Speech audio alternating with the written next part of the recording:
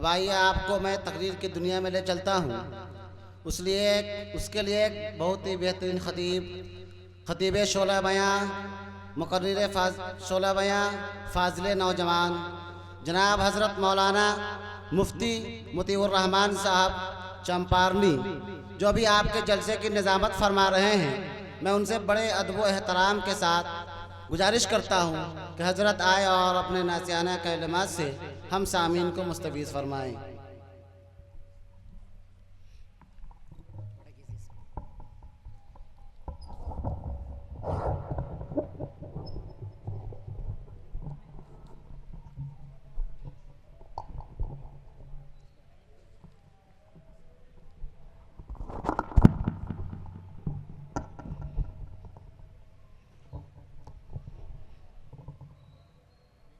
छोटा की लिस्ट है बस इसी में कस दीजिए।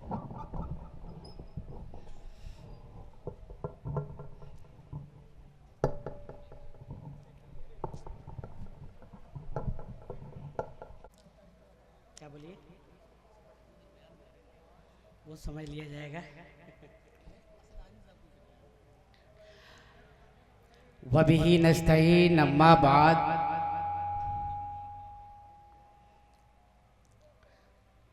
क़ाल अल्लाहु तआला फ़िल क़ुरानिल मजीद वल फ़ुरक़ानिल हमीद,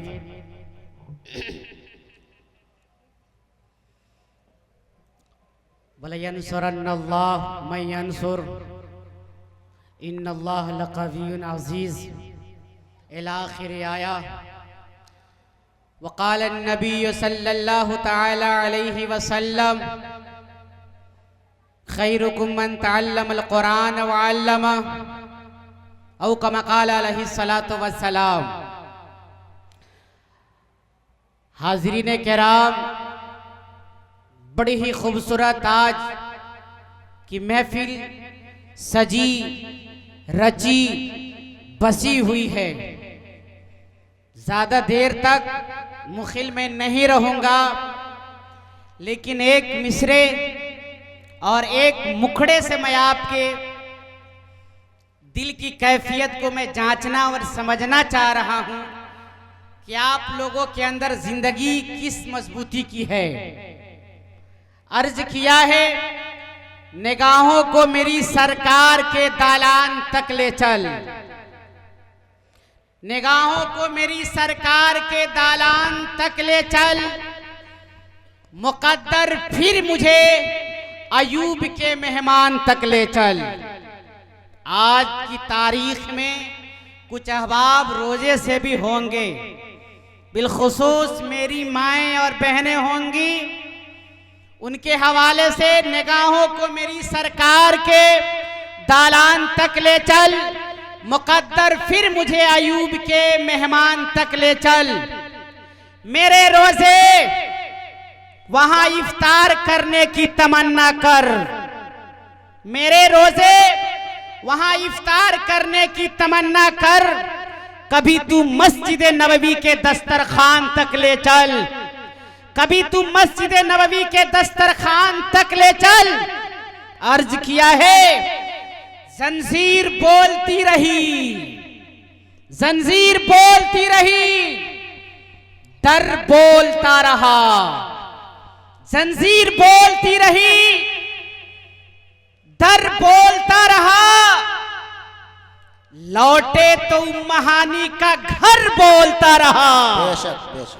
जंजीर बोलती रही, दर बोलता रहा, लौटे तो महानी का घर बोलता रहा। गए सरे अर्श बार बार, गए सरे अर्श बार बार, लौटे तो महानी का घर बोलता रहा। थर्रा गए यजीद के सब लश्करो सिपाह, थर्रा गए यजीद के सब लश्करो सिपाह। नेज़े पे हुसैन का सर बोलता रहा, नेज़े पे हुसैन का सर बोलता रहा। हाज़रीन किराम, मैंने आप हजरात के सामने कुरान मुकद्दस की एक आयत तिलावत की है। उसमें रब्बे कायनात ने अपनी मजबूती का, खालिके कायनात ने अपनी तकवीयत का इजहार किया और उसने कहा, ए लोगों, तुम रात और दिन के तजजिया करते हो, जिंदे और मुर्दे की वजूद को तुम देखते हो, तुम्हारा रब इतना कमजोर नहीं है, बल्कि तुम्हारा रब इतना ताकतवर है कि जो जिंदे से मुर्दों को पैदा करता है और मुर्दे से जिंदों को पैदा करता है। आपने देखा है मुर्गी को कि नहीं देखा है?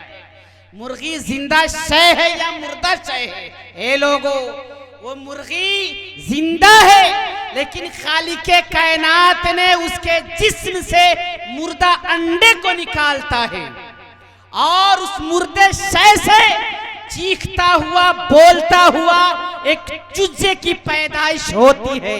तुम्हारा रब इतना कवि है जो जिंदे से मुर्दों को पैदा करता है और मुर्दे से फिर बच्चे जिंदे को पैदा करता है। आप कमजोर जरूर हैं, लेकिन आपका रब कमजोर नहीं है। लोगों, आज इस दुनिया के अंदर पूरी दुनिया तबाही और खलफशारी में फंसी हुई है। ये आज का आलम नहीं है, बल्कि आज से 1400 साल कबल पूरी दुनिया, हमारे फारूक साहब, बीमार थी। पूरी दुनिया बीमार थी, इंसानियत बीमार थी, मजलूमों को हक नहीं दिया जाता था। एक झलक ये है कि एक माँ अपने कमजोर बच्चे को पहाड़ पर लेकर जाती थी और कहती थी, तुझे दुनिया में जीने का हक नहीं है, इसलिए कि तू कमजोर है। और उस बच्चे को पहाड़ से फेंका जाता था। कमजोरों को जीने का हक नहीं दिया जाता था। एक भाई दूसरे भाई का खून का प्यासा बन के दंदनाता हुआ दिखाई दे रहा था। खालिके कायनात को फिक्र हुई, खालिके कायनात ने फैसला किया, इस बीमार इंसानियत का इलाज करना है। ए लोगों, बीमार इंसानियत के इलाज का जब फैसला हुआ तो खालिके कायनात ने दुनिया पे नजर डाली कि आखिर इस बीमार इंसानियत को कौन इस बीमारी से निकालेगा। इंतखाबे नजर जब दुनिया वालों पर पड़ी तो उसमें एक आका अलैहिस्सलातु वस्सलाम की जाते गरामी को चुना गया और उसके बाद फैसला हुआ, ये बात बजरिए वही बतलाई गई, ए मोहम्मद, बीमार इंसानियत का इलाज आपको करना है। जनाब नबी करीम सल्लल्लाहु ताला अलैहि वसल्लम हाथ जोड़कर बारगाहे इलाही में खड़े हो गए, कहने लगे, रब्बा, ये दुनिया इतनी बीमार है, इसका इलाज मेरे पास क्या हो सकता है। रब्बे करीम के तरफ ऐसे ऐलान किया गया, बतलाया गया, ए मोहम्मद, इलाज की फिक्र आपको नहीं करनी है, इलाज की फिक्र मैंने की है, इलाज का फैसला मैंने किया है। आपको बतौर डॉक्टर बनाया गया, बतौर हकीम बनाया गया और आपको एक नुस्खा दिया गया। लोगों, क्या आप इस नुस्खे को लीजिए और बीमार इंसानियत का इलाज कीजिए। हे लोगों, मैं आपसे पूछना चाहता हूं, उस अरब के बीमार इंसानियत के इलाज के लिए खालिके कायनात ने कोई नुस्खा तजवीज किया, कोई हाई पावर का इंजेक्शन लगाया। वो कौन सा इंजेक्शन है, वो कौन सा टैबलेट है? आज उलमा का नूरानी काफिला मौजूद है, आप इनसे पूछ सकते हैं, मालूम कर सकते हैं कि वो हाई पावर का इंजेक्शन कौन सा इंजेक्शन है, वो दवा कौन सी है जिसका इंतखाब रब्बे कायनात ने किया और पूरी बीमार इंसानियत के इलाज के लिए दिया। उलमा कहेंगे, उलमा आपको बतलाएंगे, वो कुरान का नुस्खा था। क्या नुस्खा था भाइयों? वो कुरान का नुस्खा था। बोलो, उस कुरान के नुस्खे को अपनाकर कुरान की दवा को इस्तेमाल करके जब अरब का जाहिल मुआशरा इतनी बुलंदी तक पहुंच सकता है, ए मलही वालों बोलो, अगर उस कुरान के दीवाने बने, अगर इस फिदाए मिल्लत या सदाए इस्लाम या सदाए मिल्लत दारुस्सलाम अल हनफिया को हमने जिंदा किया है, तो इंशाअल्लाह अपने जिंदगी के सुधारने का इंतजाम कर लिया है। किया है कि नहीं किया है भाइयों? उसी कुरान को अपनाकर, उसी कुरान पर चल के अरब के जाहिल समाज इस बुलंदी को पा सकती है, कौम पा सकती है। ए लोगों, क्या उस कुरान को अपनाकर हम और आप उस बुलंदी को नहीं पा सकते हैं? यकीनन पा सकते हैं। आज लाल किला की खूबसूरती, ताजमहल की खूबसूरती यकीनन चंद घंटों के लिए आपकी नजरों को सुकून तो दे सकती है, लेकिन आपके जिंदगी के बदलने का फैसला नहीं कर सकती। ओ मलही वालों, आपने जिस इदारे का बुनियाद रख दिया है, जिस इदारे को खून और पसीना से सींचा है, मुझे गर्व और फख्र है कि आपने अपनी नस्लों की हिफाजत की जिम्मेदारी ले ली है और आपने कदम उठा लिया है। वो ताजमहल या दिल्ली का वो लाल किला या दुनिया के अंदर खूबसूरत इमारतें चंद घंटों के लिए आपके नजरों को सुकून तो जरूर दे सकती है, लेकिन आपके ईमान के अंदर हलचल पैदा नहीं कर सकती है। अगर कोई हलचल पैदा करने वाली कोई जगह है जहां इंसानियत की तामीर की जाती है, वो यही इदारा है, यही मदरसे हैं जहां से इंसान को इंसान बनाया जाता है। ये लोगों, पता है कि कुरान की निस्बत, कुरान का हवाला कितना मजबूत है। मुझे एक जंजीर के अंदर जकड़ दिया गया है कि आपको मुख्तसर गुफ्तगू करनी है, लेकिन लोगों, इस बात को मैं जरूर कहूंगा कि मलही वालों, आपने अपनी आखिरत की हिफाजत का फैसला कर लिया है, अपनी नस्लों को बचाने का फैसला कर लिया है। आपकी नस्लें बचेंगी, आपका सब कुछ बचेगा इंशाअल्लाह। ये आपका इदारा हर वक्त आपके लिए खड़ा रहेगा। एक लिखा है किताबों के अंदर ये बात लिखी है, हमारे कुरान के हवाले से इमाम सुयूती ने इस बात को लिखा है। इमाम सुयूती ने, उलमा का तबका यहाँ पे मौजूद है, इमाम सुयूती ने इस बात को लिखा है कि हाफिज कुरान की वालिदा का इंतकाल हो गया। क्या हुआ भाइयों? हाफिज कुरान के वालिदा का इंतकाल हो गया। और आप जानते हैं कि कब्रों के अंदर जो लोग चले जाते हैं उनकी हालत और कैफियत क्या होती है। उसको कहा गया है अलमौता कल खरीक, के जो दफन किए हुए मनो मिट्टी के अंदर लोग होते हैं वो एक गरीक डूबने वाले के तरह होते हैं। जिस तरीके से डूबने वाले को तिनके का सहारा आप दे दीजिएगा, वो शख्स डूबता हुआ तिनके को सहारा पकड़ करके अपने जगह पे पहुंच जाता। वैसा ही जो लोग कब्रों के अंदर सोए हुए हैं, एक वो भी आबादी है लोगों। लिखा है, किसी ने बहुत खूबसूरत बात कही है, बेहलोल दाना ने कहा, ये मलही का मार्केट कहाँ है लोगों? मलही का बाजार कहाँ है? सासा मूसा बाजार में एक अल्लाह का वली आया और उस अल्लाह के वली ने कहा, ए लोगों, मलही सासा मूसा बाजार के अंदर उसने कहा, ए लोगों, आज तुम अपने रब को मना लो, तुम्हारा रब रूठा हुआ है। और वो ज़ारो के तार रोने लगा। क्या करने लगा भाई अल्लाह के वली? उस सासा मूसा बाजार के अंदर ज़ारो के तार रोने लगा। रोते हुए लोगों ने देखा, उससे पूछा, ए वक्त का मजलूम, तू क्यों रो रहा है?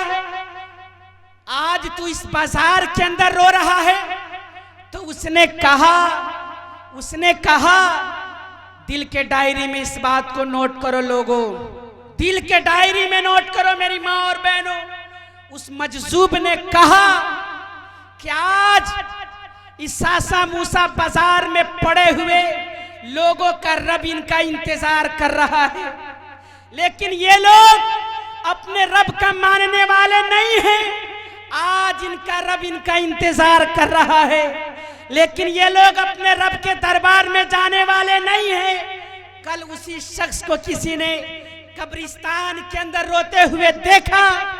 देखने के बाद पूछने वाले ने पूछा, ए वक्त का मजजूब, कल तो सासा मूसा मलही बाजार में रो रहा था, आज तो इस सुनसान बस्ती में रो रहा है। उसने कहा कि सच है, कल मैं सासा मूसा बाजार में रो रहा था, इसलिए रो रहा था कि इनका रब इनका इंतजार कर रहा है, लेकिन ये अपने रब का मानने वाले नहीं है। इनका रब इनका इंतजार कर रहा है, और वही कितना इंतजार कर रहा है रब मैं बतला दूं। लिखी हुई मस्जिद के दीवार पर नहीं लोगों, बुखारी शरीफ की रिवायत है, हदीसे कुदसी है कि रब्बे कायनात ने कहा है, ए लोगों तुम गुनाह करते करते थक जाओगे, मैं तुमको माफ करते करते नहीं थकूंगा। तुम गुनाह करते करते थक जाओगे, मैं माफ करते करते नहीं थकूंगा। इतना करीम रब उस मजजूब को रोते हुए कब्रिस्तान में लोगों ने देखा, तो लोगों ने कहा, तू तो कल बाजार में रो रहा था, आज इस गोरिस्तान और सुनसान बस्ती के अंदर रो रहा है। उस मजजूब का जवाब सुनो लोगों। उस मजजूब ने कहा कि कल वो लोग मानने के लिए तैयार नहीं थे, लेकिन आज ये सुनसान बस्ती में सोए हुए लोग ये सरेंडर कर चुके हैं, लेकिन आज इनका रब मानने के लिए तैयार नहीं है। कल तक इनका रब मानने के लिए तैयार था, लेकिन आज ये खुद सरेंडर किए हुए हैं लोग, लेकिन इनका रब मानने के लिए तैयार नहीं है। हे लोगों, उस वक्त आने से पहले अपने आप को तैयार करना होगा और उस जोहद मुसलसल के साथ चलना होगा। तो लिखा है इमाम सुयूती ने, जावेद भाई हमारे, लिखा है इमाम सुयूती ने कि जलाशाबे जलालैन ने के हाफिजे कुरान के वालिदा को दफन करके जब आया गया, आने के बाद वो बच्चा हाफिजे कुरान इस महबूब इदारे मदरसा सदाए हक से वो बच्चा घर गया।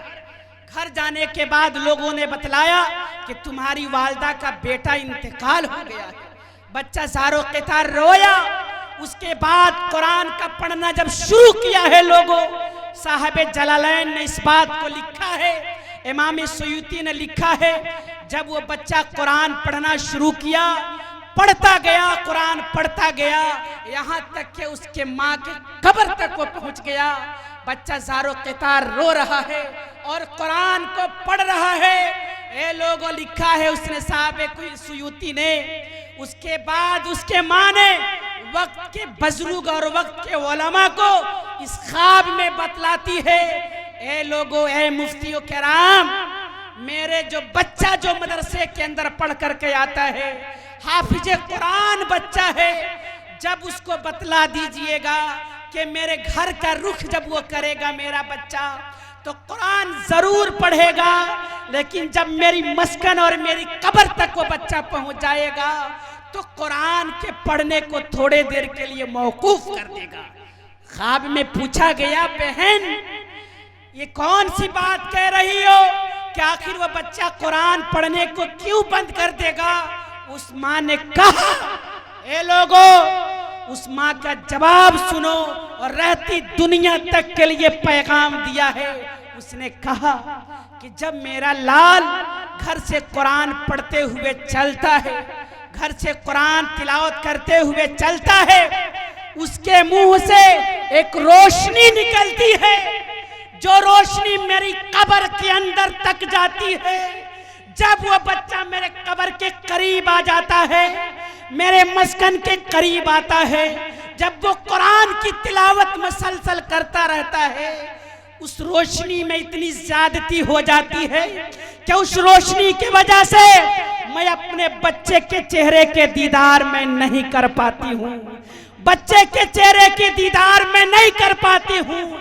इसलिए उस बच्चे के कुरान की तिलावत को मुख्तसर तौर पे बतला दीजिएगा कि वो मौकूफ कर देगा कि अपने हाफिज कुरान बच्चे के चेहरे की मैं जियारत कर लूंगी।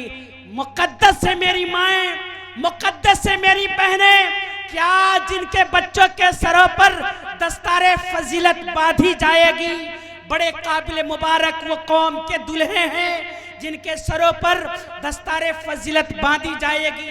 ए लोगों, इसी कुरान के हवाले से कल 10 आदमियों को ऐसा खड़ा किया जाएगा जो 10 आदमी इस लायक होंगे जिनके लिए फैसला होगा, इन तलिकु अबदैन इलल जहन्नम इलन नार।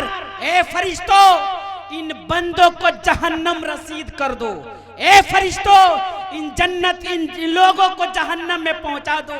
वो लोग कहेंगे, ए रब्बा, फैसला जरूर हो चुका है, लेकिन मेरे खानदान का एक बच्चा दारुस्सलाम सदाए हक हनफिया के अंदर पढ़ रहा था, चुनांचे वो बच्चा भागता हुआ जन्नत के दहलीज पर आएगा। जनाब कारी साहब, जन्नत के दहलीज पर आएगा वो बच्चा, और वो बच्चा कहेगा, ए रब्बा, तेरा तो वादा था, तेरा तो वादा था, तेरी शान की कसम, तेरी अजमत की कसम तूने वादा किया था कि तेरे उंगली के इशारे, हाफिज कुरान बच्चों के उंगली के इशारे जिस जानिब चले जाएंगे, उन जानिब के सारे लोगों के बख्शिश का परवाना दे दिया जाएगा। वो बच्चा जन्नत के दहलीज पर आएगा और हुज्जत कायम करेगा, लिखा है, और उन सारे जहन्नमी लोगों को जिनके लिए जहन्नम वाजिब हो चुकी होगी, वाजिब हो चुकी होगी। लोगों, अल वाजिब, वाजिब के अंदर अमल करना जरूरी हो जाता है। जहन्नम का फैसला हो चुका होगा, उन सारे 10 लोगों को हाथ को पकड़ेगा और अपने साथ जन्नत में आला मकाम पर वो लेकर चला जाएगा। वहां पे अफसोस करने वाले कहेंगे, लिखा है कुरान के अंदर मुफस्सिरीन ने, हाफिज कुरान के साथ एक नूर की रोशनी चलेगी। जाहिर से बात है, लाइट को ऑफ कर दिया जाए और रोशनी का निजाम न रहे, एक रोशनी और भेपर का जलता रहे, लेकिन सारे लोग कहेंगे इस रोशनी के पास हम चले आए। वैसा ही हाफिज कुरान जब जन्नत की दहलीजों पर चलेगा तो उसके सामने ईमान और कुरान का नूर भी चलता हुआ दिखाई देगा। जो लोग हाफिज कुरान नहीं होंगे, जो लोग हाफिज कुरान से जुड़े नहीं होंगे, मारे हसरत के हाय अफसोस का नारा लगाएंगे। लेकिन लोगों, वो वक्त ऐसा हो गया होगा कि आप तो सिलेंडर बोल चुके होंगे, लेकिन आपका रब मानने के लिए तैयार नहीं होगा। उससे पहले आपका रब जब इंतजार कर रहा है, क्या कहा उसने, या इब्न आदम, या इब्न आदम लौ बलगत जुनूबका इनान समा।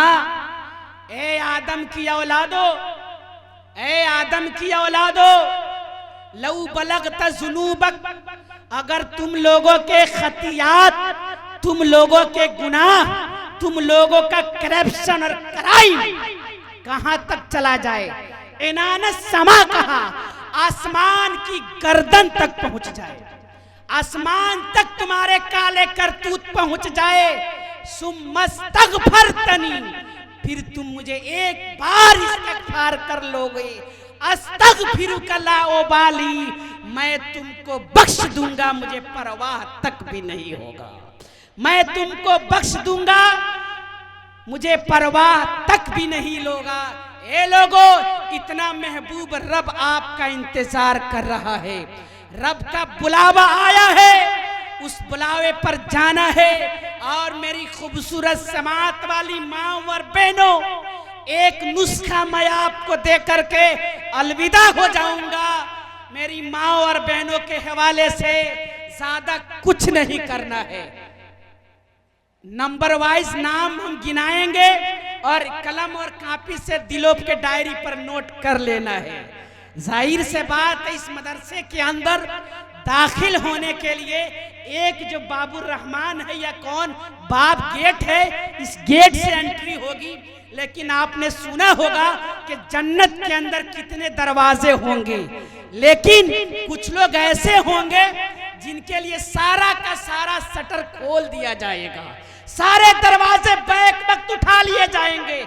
आखिर वो कौन खवातीन होगी लोगों, बहनों, आखिर वो कौन हव्वा की बेटियां होंगी जिनके लिए दरवाजे सारे के सारे खोल दिए जाएंगे। सुनो, अगर आप बहनों के शौहर हैं, बहनों के भाई हैं, माओ के बेटे हैं, तो इस बात को दिल के डायरी में नोट करके ले जाओ।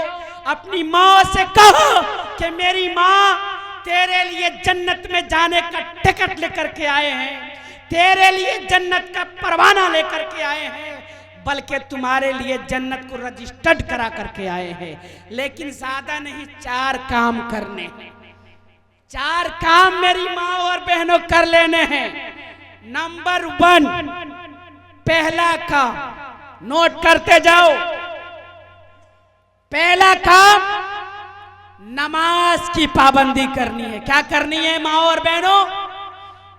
नमाज की पाबंदी करनी है। पहला काम नमाज की पाबंदी करनी है।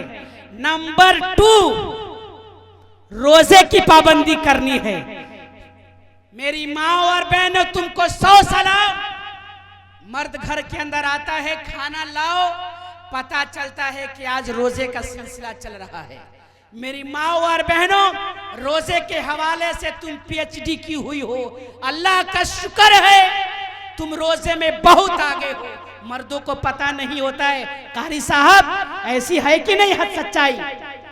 लेकिन मर्दों को पता नहीं होता, लेकिन रोजे मेरी माँ और बहनों रखने में PhD की हुई है, नजर न लगे। पहला काम नमाज की पाबंदी, नंबर 2 रोजे की पाबंदी, और नंबर 3 अपने शौहरों को तुम खुश कर लेना। शौहरों को खुश कर लेना। ये 4 टॉपिक बड़ी अहम है, वक्त इजाजत नहीं दे रहा है। लेकिन नंबर 3 मैंने क्या कहा? अपने शौहरों को खुश कर लेना। शौहर को खुश करने का मर्तबा और मकाम क्या है आप जानोगे। लिखा है किताबों के अंदर, पूरी आलम इंसानियत महशर में होगी।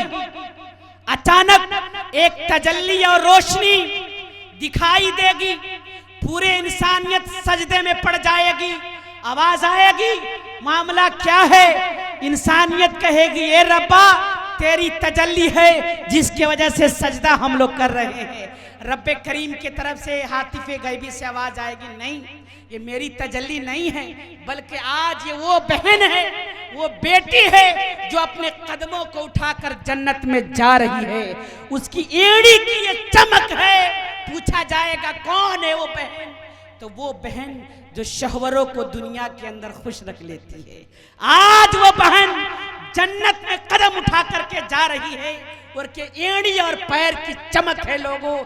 तो नंबर 3 और नंबर 3 अपने शौहरों को तुम खुश कर लेना, और शौहरों की जिम्मेदारी है और अपनी शरीके हयात को वो खुश कर ले। लोगों, जिंदगी की गाड़ियां 2 चक्कों पे चलाई जाती है कि नहीं? अगर एक चक्का अनबैलेंस हो जाए, आप सिवान का सफर नहीं कर पाएंगे। जिस तरीके से हक है बीवियों को शौहर को खुश रखे, वैसा ही हक है शौहरों के वो बीवियों को खुश रखे। मुख्तसर में गिना रहा हूं। और नंबर 4, पहला काम गिनो, नमाज की पाबंदी करनी है। नंबर 2 रोजे की पाबंदी करनी है। नंबर 3 अपने शौहरों को खुश कर लेना है। और नंबर 4 अपने इस्मत की हिफाजत कर लेनी है, अपनी आबरू की हिफाजत कर लेनी है, अपनी इज्जत की हिफाजत कर लेनी है। फुक़हा ने इस बात को लिखा है बहनों, अगर कोई दुनिया के अंदर सबसे ज्यादा कीमती कोई सरमाया है तो तुम्हारा वो आबरू है, तुम्हारी वो इज्जत है, तुम्हारी वो इफ्फत और इस्मत है। तुम्हारे पैर के जेवर टूटकर बिखर सकते हैं, सिवान ज्वेलर्स के यहाँ उसकी वो प्रोवाइलिंग मरम्मती हो सकती है, लेकिन जिस दिन तुम्हारा भर्म का जेवर बिखर जाएगा तुम्हारी इज्जत बिखर जाएगी, दुनिया में इज्जत की भीख भी मांगा जाएगा, तुम्हारी इज्जत के ज़ेवर फिर मुरतब नहीं हो पाएंगे। मेरी बहनों, अपनी आबरू की हिफाजत कर लेना। कब तक तुम्हारा बाप तुम्हारे साथ रहेगा, कब तक भाई तुम्हारा साथ रहेगा, कब तक तुम्हारा शौहर तुम्हारे साथ रहेगा, लेकिन इस ज़ाब्ते को याद रखो, 4 निगाहें, इंसान हर वक्त 4 निगाहों से महफूज नहीं रहता है। पहला चोरी करने वाला चोरी करता है, उसकी दोनों निगाहें उसको देखती है, और 2 फरिश्ते उसको देख रहे हैं, और वो खुद इंसान वो देख रहा है, और चौथा उसका मालिक सीसीटीवी सैटेलाइट कैमरे में नोट कर रहा है। ए लोगों और मेरी माँ और बहनों, चौथा काम अपनी आबरू की हिफाजत कर लेना, अपनी इज्जत की हिफाजत कर लेना। मुफ्तियों की जमात यहाँ बैठी है, फोकहा ने लिखा है, फोकहा ने लिखा है, अगर गैर की हाथ तुम्हारे दुपट्टे तक अगर आए, अगर तुम्हारे पास कोई चीज न मिले, तुम्हारे अंदर कोई ताकत है, अगर कोई चीज है जिस चीज से अपने आप को हलाक कर सकती हो, तो उससे कबल तुम अपने आप को हलाक कर लो, किसी गैर का हाथ तुम्हारे दुपट्टे तक पहुंचे। मेरी बहनों, अगर इस पे अमल किया गया तो इस बात को याद रखो, तुम्हारा मकाम शहादत का मकाम मिलेगा, तुम्हारा मकाम एक शहीद का मकाम मिलेगा।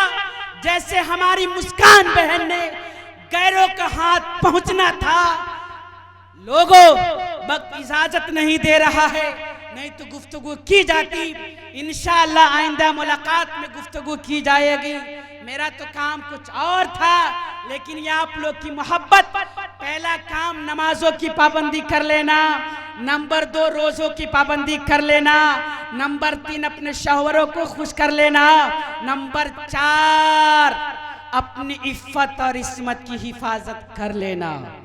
जो बहनें, जो माएँ इन कामों को कर लेंगी, जन्नत के जिस दरवाजे से वो जाना चाहे, जन्नत उनके लिए स्वागतम प्रीतम करता हुआ जन्नत दिखाई देगा। लोगों, जन्नत आपका इस्तेकबाल करेगी। मैं अपनी माँओं से, मैं अपनी बहनों से दरखास्त गुजार हूँ कि इन 4 बातों पर अमल जरूर करें।